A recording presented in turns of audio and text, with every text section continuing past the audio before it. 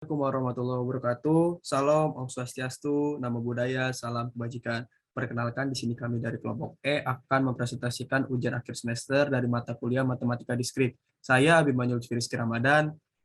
Saya Rifki Muhammad. Saya Metodis Antoni Wiratwago. Saya Ryan Hasil Zaki. Saya Rian Arya Prakoso. Oke, untuk mempersingkat waktu, langsung saja kita masuk ke nomor pertama yang akan dibacakan oleh Toti.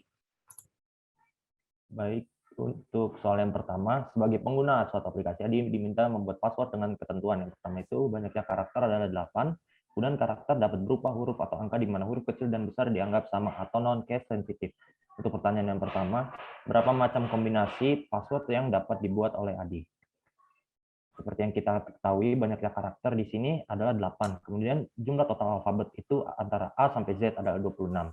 Dan untuk jumlah angka dari 0 sampai 9 adalah 10. Kemudian kita jumlahkan antara angka dan alfabet, di mana 26 ditambah 10 sama dengan 36.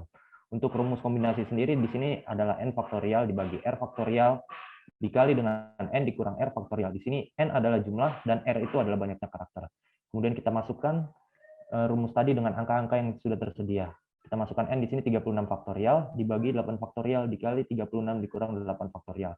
Dari hasil perkalian ini, maka akan ditemukan hasil 1.290.096.908.800 per 40.320. Dan jika kita bagi lagi, maka hasilnya adalah 30.260.240 total kombinasi.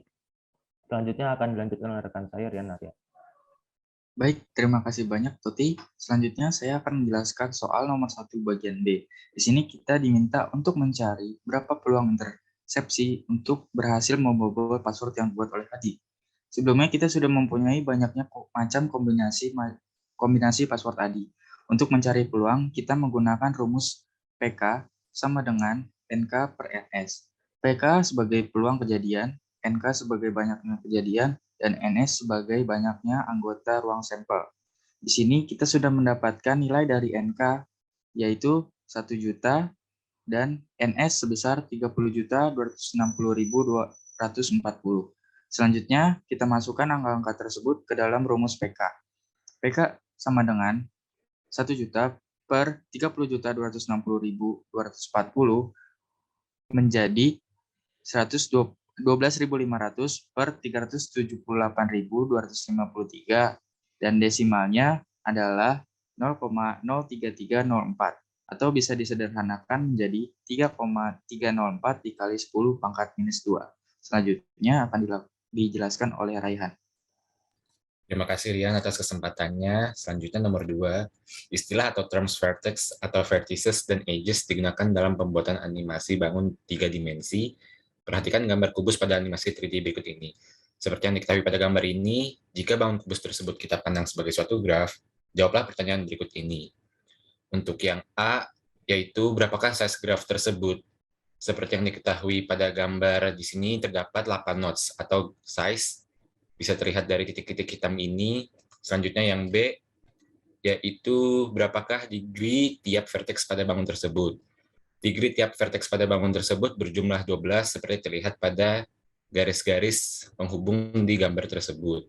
Selanjutnya C, yaitu dengan menggambar ulang atau mengedit gambar tersebut, tambahkan satu vertex tepat di tengah-tengah ruang kubik dan hubungkan vertex tersebut ke 8 vertices lain.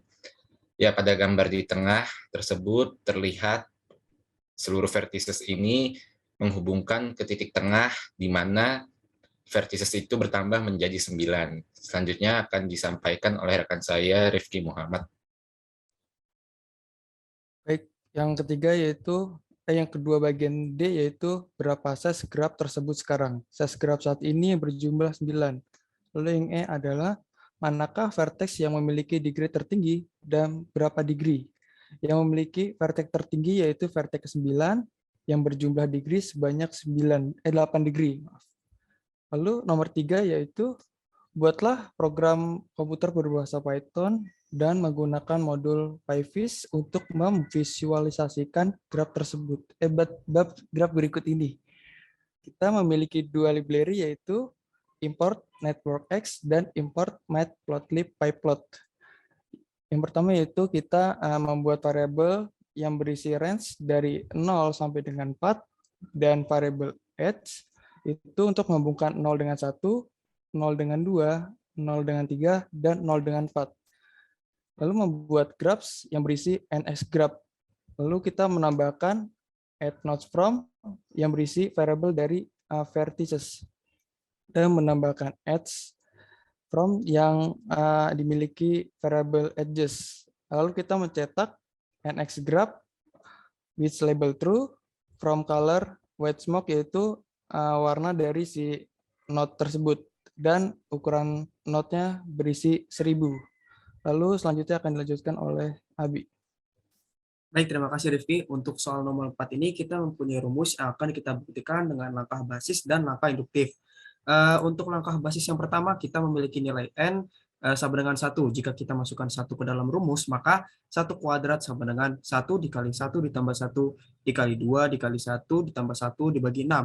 Jika kita kalkulasikan, maka 1 dikali 2 dikali 3 itu hasilnya 6. Jika 6 dibagi 6, maka hasilnya sama dengan 1.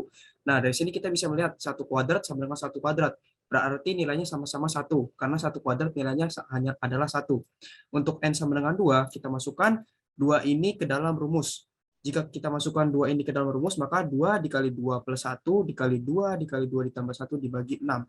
Jika kita kalkulasikan, 2 dikali 3 dikali 5 adalah 30. Jika dibagi 6, hasilnya adalah 5. Untuk deret jumlah 2 itu adalah deret jumlah 1 ditambah dengan 2. 1 kuadrat itu nilainya 1, 2 kuadrat ada nilainya 4. Jika kita jumlah, hasilnya adalah 5. Di sini kita bisa membandingkan bahwa nilainya sama-sama 5, berarti rumus tersebut adalah benar. Untuk langkah induktif, di sini kita akan masukkan N yang pertama itu kita ganti dengan K. Maka kita masukkan adalah K kuadrat sama dengan K dikali K plus 1 dikali 2K plus 1 dibagi dengan 6. Nah, akan kita bandingkan dengan N yang bernilai K plus 1. Di sini jika kita masukkan ke dalam rumus K plus 1 sama dengan K plus 1 dikali K plus 1 ditambah 1 dikali 2 dikali K plus 1 ditambah 1 ditambah K plus 1 kuadrat. Karena di sisi kiri kita tambahkan K plus 1 kuadrat, maaf ini harusnya kuadrat, dan di kanan ini kita juga tambahkan K plus 1 kuadrat. Jika kita distribusikan atau kita keluarkan K plus 1-nya, maka akan memperoleh hasil K plus 1 dikali 1 per 6 dikali 2K kuadrat ditambah 3K plus 1 ditambah dengan K. Jika kita keluarkan 1/6-nya atau kita distribusikan lagi, akan mendapatkan hasil 1/6 dikali K dikali K plus 1 dikali 2K plus 1. Jika kita bandingkan dengan hasil sebelumnya, maka nilainya sama-sama K dikali K plus 1 dikali 2K plus 1 dibagi dengan 6. Maka hasilnya sama-sama sama dengan rumus yang sebelumnya. Maka bisa kita buktikan rumus tersebut adalah benar. Mungkin sekian dari kelompok kami, kurang lebihnya mohon maaf apabila ada jawaban yang salah. Terima kasih.